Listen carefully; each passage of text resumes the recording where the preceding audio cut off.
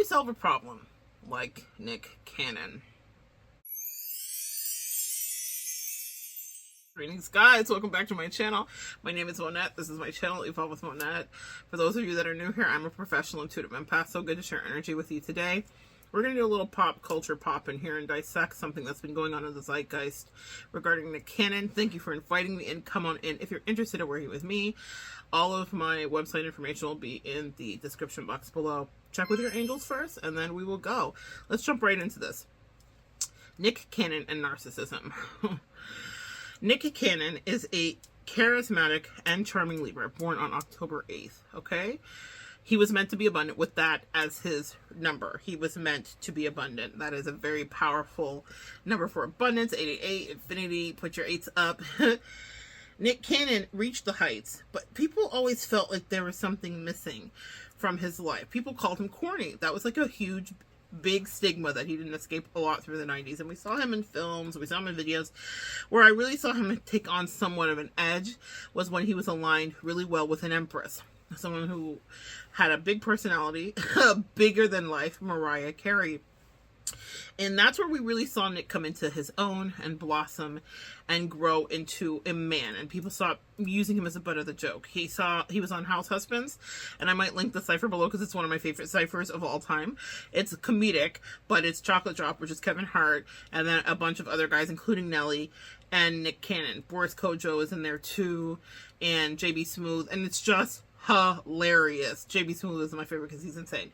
But Nick Cannon actually has a really good rap. So it's supposed to be like parody and fun and light. And Nick Cannon comes up and he's like, da-da-da-da-da, I never liked you something MRFer. Like, that's how we expected from Nick. So it was kind of funny that he ended up having like the best rap. And at the end of it, Kevin Hart playing Chocolate Dropper, which is his rap alias name, is like, oh, I thought we were friends. It's so funny. It became a meme because it was so funny and so accurate. Nick Cannon was, to me, at his heights. Nick Cannon has gone on to have every job, to work in Hollywood. People call him the Black Ryan Seacrest. If there is something to host, he's hosted it. If there's a show to start Wiling Out, he started it. He put a lot of talent on. He kept things for the culture in so many ways. And so it was so weird to me that people didn't give him his props, because I could see that he was a creative genius and a businessman, not just a businessman. However, things made a turn when he left the Empress, as things often do. If any of you guys are here, Earth Angels, y'all know you're Divine Feminine, Goddess Energy. You've worked towards the Empress. That means you've went through a lot of battles. You've fought things. You've come out. Mariah is an Empress. And he fumbled the Empress. And he fumbled the Empress willingly because he had oats to sow. He'd achieved the heights of what he wanted to achieve, and then he self-reflected, and he wasn't happy. So he goes back inside of himself, and he's like, what can make this better? I know if I add a tribe of Benetton and every single child that I can create, let me implant them post-haste. And so he divorces Mariah and begins to become Hollywood's baby's daddy. Like, it was an insane trajectory to go from Mariah Carey to like hood dude behavior, hood booger behavior, really is what I want to call it, and just be like shooting up the club with no protection every single time and just making as many kids as you could. Nick Cannon suffers with, I believe, lupus and some other autoimmune things that are very crippling and painful. He's had hard goes of it. Sometimes we've seen him pretty close to a deathbed, and he's talked about coming back from the brink of that. And he said that being that kind of sick made him realize that he wanted to leave his legacy. And that's what he did. Now, I get that. I've had one of those moments where life was dicey, and it really does make you reevaluate. It's true. You think, I should do this, I should do that, I should travel, I should not say no to this, I should have this experience. But there is a level of irresponsibility that we could see, and he kept gaslighting us, how apropos that recently he was diagnosed with narcissism. Actually diagnosed. I don't know why I'm air quoting it. We were all telling him his behavior was narcissistic, it was incredibly selfish, it was careless. Just because he could take care of these kids financially and fiscally doesn't mean that emotionally there weren't going to be kids that felt neglected, because he's one man that has 12 different households, or however many. I don't know how many babies moms there are to kid ratio, I can't keep up, but he's one man that has all these different households to visit and go to. And it just got louder and louder. And Dr. Cheyenne Bryant went on, and he's always had people on that are trying to debunk him, or he's trying to debunk them. But he just feels like he's the smartest person in the room, and he just doesn't listen. And he recently disclosed that he was diagnosed with narcissism, which, after being gaslit by him for years and telling us, like, oh, mind your business, I can take care of my kids and whatever, we're like, yeah, but what are you going through? Because there's some obvious crisis behavior that's happening here that you're not acknowledging. It would make perfect sense that Nick, when I heard his diagnosis, I said, of course, and all those girls were new supply. And that's why having the best of the best of the best of the best. Can you imagine the therapy that might have put Mariah in? Like, I'm out here being as perfect as a wife. No one's perfect, but she enjoyed marriage. They liked each other. They loved each other. They genuinely had a bond. He talks about it all the time. If I could go back home, I would. They always want to come back to the Empress, that part. But he can't, because she was like, absolutely not. And also, you know, another thing, this is just a quick aside beyond his narcissism.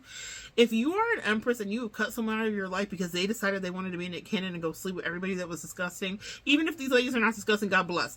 To you, it's disgusting because that's not how you give yourself away. So it's not about them wanting to sleep with him. You're disgusted at him. Like, you've given yourself to everybody. You want to come back to me? Like, those women are just women out there living their life being free. I would be looking at my husband like, I'm disgusted by this energy, and how dare you want to bring back the essence and the energy of these women to me. Flag on the play. So Mariah can't allow that. Empress doesn't allow backsies, guys, okay? It's not because she doesn't love Nick or because they didn't have a good life together and take all the best pictures and fly on all the best jets and raise their beautiful twins together. It's because he embarrassed the absolute shit out of her by needing a supply that could never even equate her life force and energy and Empress magic. That part. Maybe some of you guys can relate. How embarrassing. Like, how embarrassing. Not for her, for him. I'm embarrassed for him. So when he talks about his narcissism, all those people are new supply, and that's why it's a never-ending, unapologetic line of them. But it got really deep with the, I want to replicate myself, like literal narcissist staring into his vision, you know, reflection in the lake. Like, you'll die there and not eat because you're so pretty that you want to just keep replicating you. I mean, I totally get you not wanting a condom and wanting raw sex. Okay, Nick, but admit that. Is it really that you're just trying to create an actual tribe and a football team? But that's what narcissism will do. I'm so amazing. I would just want more and more and more of me. Damn how it feels to the kids. Damn how it feels to the moms that want connection with me. And they're hoping this kid will bond us together. And it does to some degree. Biologically, financially. But yeah, that's narcissism on display. Even the way he gaslit us. Anytime that he was telling us we were intrusive, losing our minds, jealous, hateful, brokey. It was his narcissism speaking, because that's what narcissism does, and that's the way it likes to exist. That's the way it likes to be. I'm right. And he's triggering and triangulating all of these new supplies with other supplies. And Mariah, any Empress won't play that game. So she was like, well, you guys are going to be obsessed with me later because I'm going to move on. Even if I'm not happy, even if I love my man, even if she got the marriage that she actually wanted after being in the dungeon with Tommy Mottola.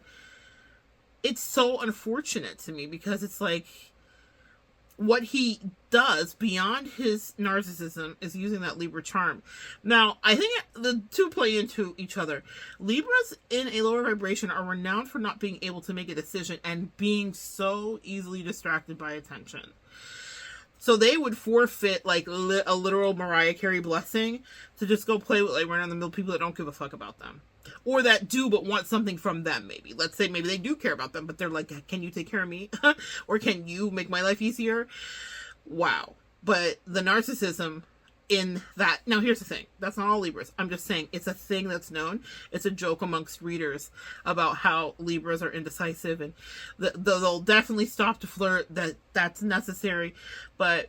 then they'll be like crying later because they're hurt or whatever. I don't know that Nick Cannon's feeling any hurt. I think Nick Cannon is leaning into that part of himself in his sign for sure, and the narcissism. I think there's a little milieu, a little mix happening there. I don't think that... It's like, how could he not flirt? How could he not pull? And then the wound that I see that he's healing is the internal wound of feeling rejected and corny for so many years. And now he has access to the baddest bees because on Wilding Out, there's all these beautiful Wilding Out girlies and all these amazing the celebrities and people that come through. But I noticed that the people that he was wifing up were people that were not on his quote unquote level, because he had someone on his level, and you don't find a million Mariah Careys. There are a lot of video wiling out girls, though, that are going to look up at you with the big eyes. And that's another thing, narcissist or not. Sometimes men, specifically, have this thing about wanting to be needed. So if you've ever had someone choose up over you and they chose someone who was like a hot mess and a damsel, and you're like, wait, I done this, I do this, I XYZ. Usually you're an empress, right? So whatever that means for you, you're empressing outside. And someone chooses someone who is just like a mess. And it's because a lot of men have this fetish of fixing the broken bird, and they feel like you don't need them. Little do they realize that you do need them. Empresses need someone who is supportive and all of the rest, but our need shows up differently.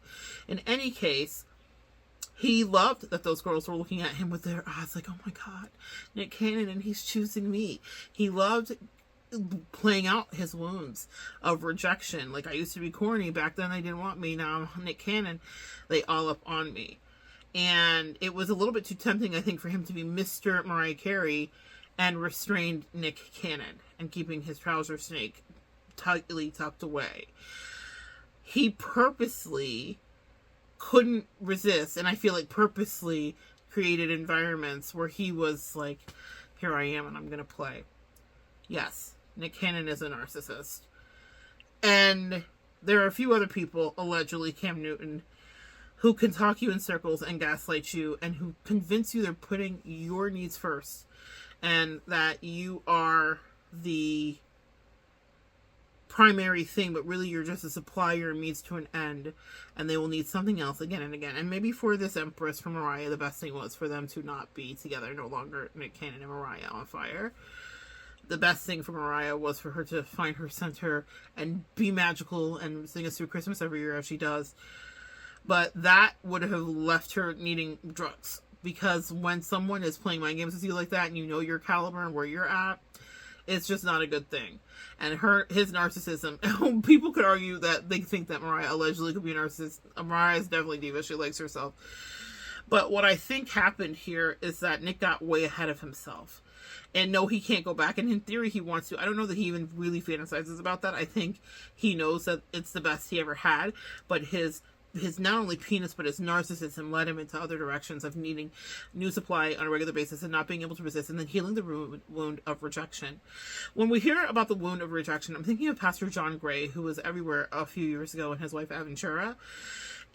Or Avon, I don't know what her name is, Aventurine. I don't know what her name is, but her name starts with A, and it's magical that way. He cheated on her, and when he talked about cheating on her after saying she was his coat and all this other nonsense, he was justifying his cheating because as a plus size man, a BBM, he did not get attention when he was younger. And now that he's a pastor and charismatic, and they call him Baby TD Jakes for a minute, he was pulling like nobody's business, right? But with absolute power, absolute power corrupts absolutely. So he has a wife that's held him down, that's loved him when he was big and greasy, when he was skinnier and slimmer, whatever. They've gone through stages and ups and downs, health scares, all of that. But he starts being able to pull, and all of a sudden, he's healing his inner child because he never got any attention. And I get it. I get it in theory. But you have to be so careful. Absolute power corrupts absolutely, okay? You have to be so careful, because people do exactly what they did to him, which is set him up. And I think of Nick Cannon and how that could have gone left in so many ways. Fortunately, he has tons of money, so he can actually litigate and fight and do all of that. I don't feel like Pastor John is on the same level, even though there's money there, I'm sure.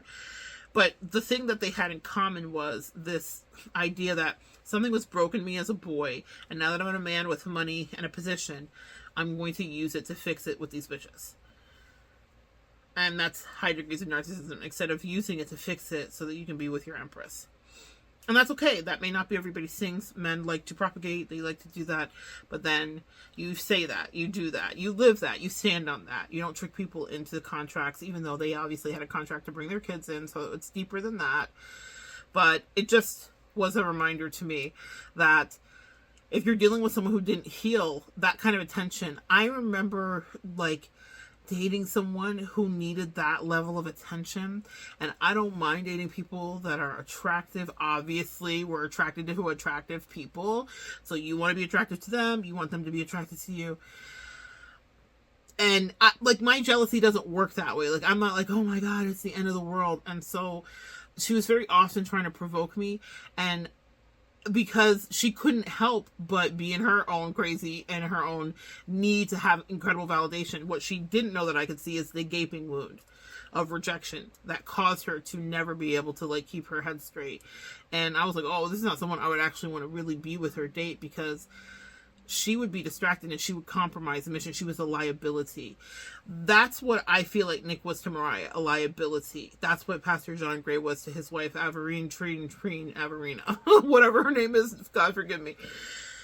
A liability. People that use other humans to plug their insecurities instead of working on what the insecurity is are a liability to you, because they will go for any low vibrational hanging fruit. I'm not saying that all of Nick Cannon's baby's mamas are not delightful, but I'm saying there's soul work that is yet to be done, I promise you. And that's demonic attachments, and that's other sexual partners. And then what people will do is bring all of that back to you.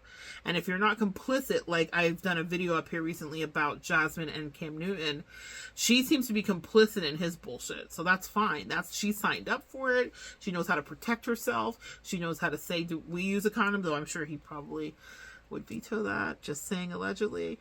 But she gets what I like to call the dignity of choice. When you're dealing with a narcissist, you do not get the dignity of choice. The dignity of choice, I would say, is this with her, is that he's made it clear what he's doing.